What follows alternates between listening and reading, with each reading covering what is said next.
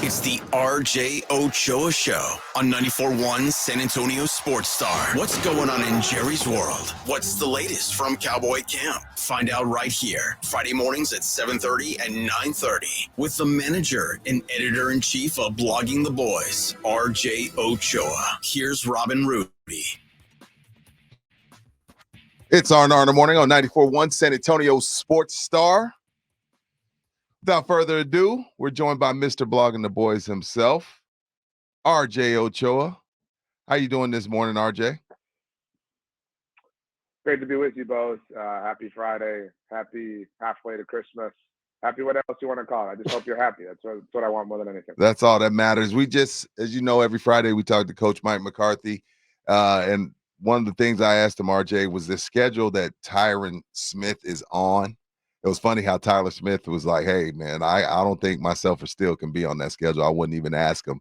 But the schedule that they have him on, RJ, he's been playing out of his mind. And then you put with Tyler Smith next to him, that has to be a big part of why McCarthy's opened up a different side of the playbook and given Dak more time to sit back there in the pocket and deliver the ball the way he's been delivering it.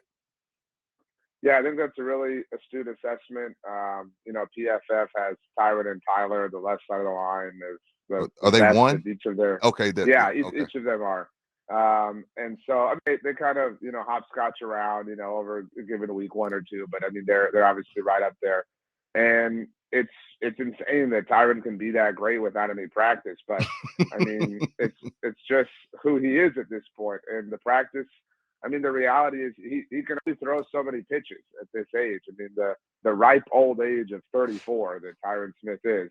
And so actually 33, excuse me, I'm shortchanging him. And so it's bold and it's risky, but Melissa Stark reported on Sunday Night Football that Mike McCarthy asked Tyron, he talked to Tyron, and that's something that McCarthy is very hell-bent on, is player health and wellness, and getting players on regimens that work for their routines, not overworking them in practice, because at the end of the day, while practice and obviously things like that matter and are important, it's the game. And if you're not ready for the game, I mean, it's kind of all, meaningless.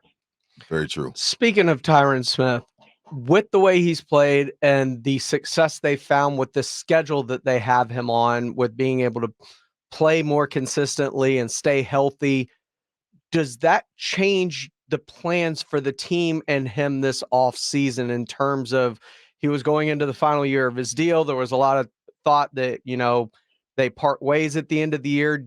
Does that now get reconsidered? I mean, Tyron wants to come back. I think you have to be open to it, but I think you have to start really preparing yourself, whether it ultimately materializes or not, for life without him. The reality, I mean, Dak is the longest tenured starting quarterback in the NFL. That doesn't even sound right. I mean, it's true. I know. He has never played a full season with Tyron Smith. It's literally never happened, because Tyron misses time. And this year he really kind of put his foot in the ground and has seemingly turned things around, thank God, and obviously all the best to him. But this is a thing the Cowboys have been playing with fire. I mean, they're doing you're a little kid at breakfast or brunch with your parents, and the butter knife on your hand, spreading your fingers out. It's a game that is really precarious and really unsettling. And so you have to reach a certain point where I wouldn't say it's not worth it anymore, but where it might be more responsible to consider other alternatives. So this game coming in with Buffalo, you're facing a guy in Josh Allen. I know Coach McCarthy told us Hankins isn't going to practice today. I'd be shocked if Hankins plays at all. Josh Allen, 10 rushing touchdowns, does have 14 interceptions. I mean, and I don't ask him about scheme because he's not going to go into it, so it's really a waste of 2 minutes. But I really want to see how Dan Quinn defends Josh Allen, because we talk a lot about Diggs, but they have other weapons, and one of those weapons is Josh Allen's ability to use his legs. Yeah, I mean, he's going to eat. You have to accept that. Just accept it. He's going to win at certain points. I mean, the Cowboys are 2 weeks removed from Geno Smith, lighting them up. Good point. And I don't say that to slight Geno, but Josh Allen is reckless and beautiful and chaotic and messy and surgical all at the same times.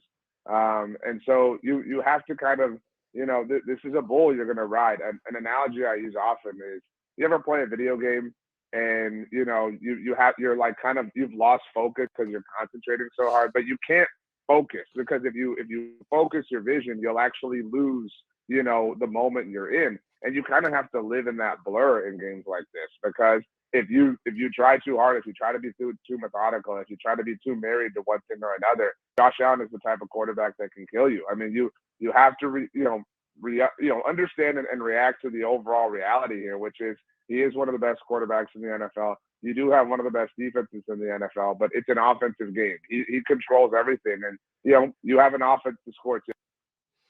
RJ Ochoa, Blogging the Boys, joining us on the Buyers Barricades guest line.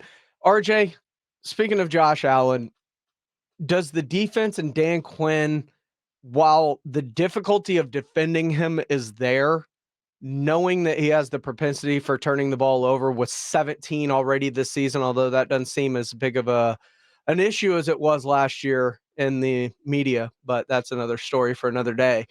But the fact that he does give the football away, whether it is fumbles or interceptions, does the defense and Dan Quinn kind of lick their chops a little bit getting into this, especially knowing what the weather conditions may be?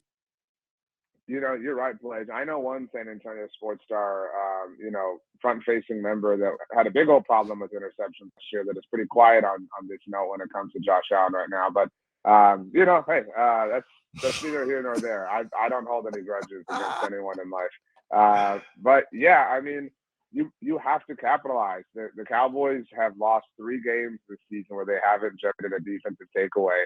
And the Cowboys haven't generated a defensive takeaway that I'd really count in 3 games, and they've lost all of them, obviously, to Arizona, San Francisco, and Philly.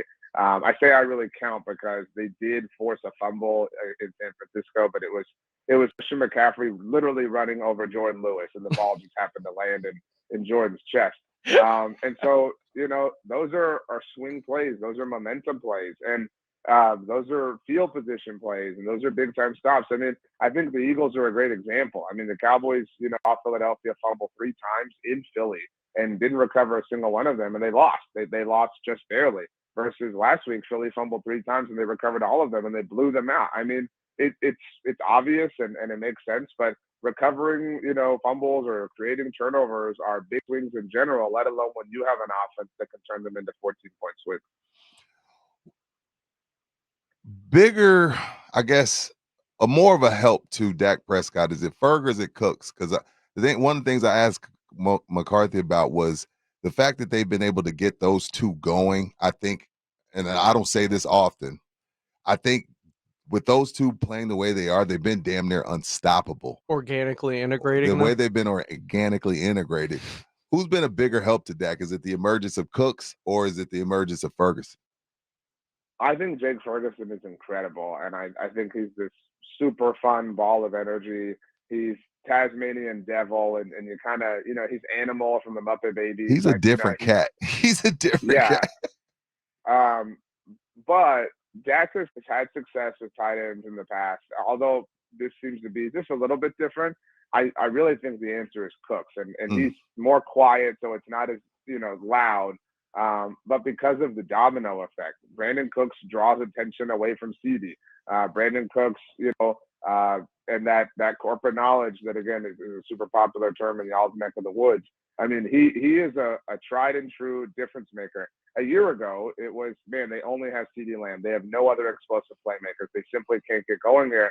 And the fact that Brandin Cooks simply exists now already, raises the floor from, again, this time a year ago, we were foaming at the mouth because the Cowboys signed T.Y. Hilton. And so all due respect to T.Y. So Brandin Cooks is again, I think, the catalytic effect of what he offers is much more pronounced than what Ferguson offers. Although, I mean, them happening in parallel with one another is obviously what has taken things to a whole different level. Because it's the Cowboys, we're always going to find something to move the goalpost on when it comes to whether it's Dak or the Cowboys in general. but I think they can shut a lot of people up over this stretch of games because they have it already. Damn, what else they got to do? Do you listen to the Blitz? No. Ooh. No, I'm kidding. That's I do. a lie. I do all the time. You know that goalpost is constantly moving from one Joe Reinigle especially, but there are a bunch of people in the media. I see it on First Take. I see it on Get Up to where they beat the Eagles. They house the Eagles. Right. Okay, the Eagles aren't the Eagles. Maybe they aren't as good as they were. They beat a team over 500 with Seattle. Well, they're at 500 now.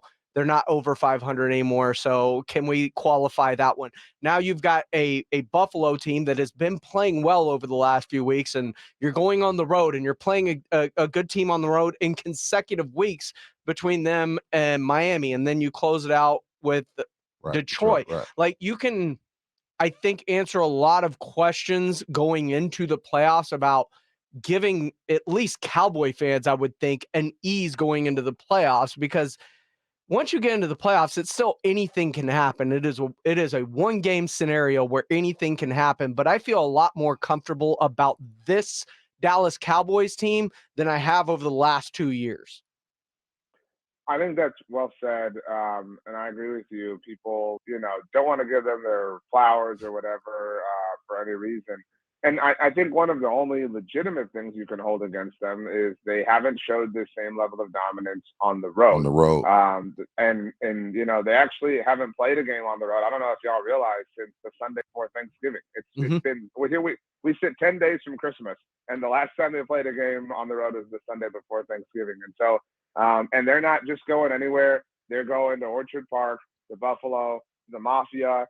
And to kind of a resuscitated Mafia. I mean, the big win at Arrowhead last week after all the Chiefs, whined and complained in a super silly fashion. Embarrassing. And so, I do think the theater of it all sets up well. If they go to this specific venue and win, and particularly win dominantly, I think it becomes all the more undeniable. But I think that's kind of their thing. Like they get, a lack of credit for not doing this and not doing that in these close games, and their argument is always, well, we blow teams out. Like, why does it matter?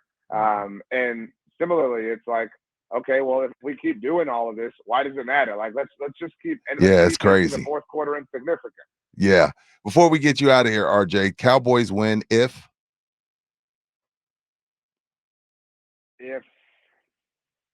Dak Prescott is Dak Prescott and Micah Parsons is Micah Parsons. I know that's lame, but I feel you. If that's the answer, that's the answer. Everything else kind of falls in line after that. But if they can continue this form, they're pretty difficult to stop. And the Bills aren't. Look, I know they won last week, but Sean McDermott almost, he did pee down his leg. A lot. Yeah. And he has done that, week after week after week after week. So put yourself in a position, welcome the P, you know what I mean? Just embrace the P and be the team that survives. That's really, it doesn't have to be flashy. It's not a prerequisite or requirement. All you got to do is win, whether you blow them out or not. If you keep this momentum up, that's all anybody really cares about. He is RJ Ochoa joining us on the Buyers Barricades guest line. Last thing, and we'll get you out of here, RJ. In previous years, I've always had an issue. There's been a fatal flaw, in my opinion, of the Cowboys. A couple of years ago, it was the penalties, the stupid penalties that set them back behind the chains. It ended up coming back and hurting them against San Francisco. Last year, it was obviously the turnovers. They became a big issue throughout the season, and eventually the turnovers were the thing that kind of hurt them in the playoffs. Is there a fatal flaw with this team? Because I don't think I've been able to pinpoint it. Win on the road. If you're looking for specific things, I would say on offense, it might be the run game. They haven't had a big day. They got a great test last week against that front of Philly and played really well. But, while Dak is on a heater, you do have to be able to run the ball in the playoffs and in cooler environments. And so this weekend is a great kind of test of that potential flaw. Defensively, again, we act like they're perfect. And they get a lot of praise, but there are games where they can't get to the passer. There are games where they can't close. There are games where, they miss out on those tiny little inches that make the overwhelming difference. Shout out, of course, to Al Pacino in one of the greatest movies ever. Sure. And so sometimes they're not tidy enough. And if those things all happen simultaneously, it's a recipe for disaster. That's why you said it, Pledge. In the playoffs, you could be the team with the highest point differential ever and all these cute records and all these, streaks and whatnot, but it's one day, it's one game, and if you're not 100%, somebody will completely and totally take advantage of it, which is why this game is so heartbreaking. That's why he's RJ Ochoa. That's why he is blogging the boys. Great stuff as always, RJ. I look forward to Threads and Twitter this Sunday at 3. It's always good. Great follow. Follow me at RJ Ochoa. You have a great weekend, sir, and take care of that beautiful family of yours. Likewise, appreciate it. Promise me that at one point this weekend you will each sit back on a couch, recline it, lean back, and just enjoy the life that you've worked very hard for and deserve. And this is what I'll say: when Kay Adams hires you, don't forget about us. I'm jealous. I'm starting to get jealous, RJ. I'm starting to get jealous, bro. I'm very grateful and blessed and fortunate to have people like you who asked me to come on their shows and talk about the Dallas Cowboys. The life I'm living is a joke. I'm inordinately blessed that I get to Hell yeah.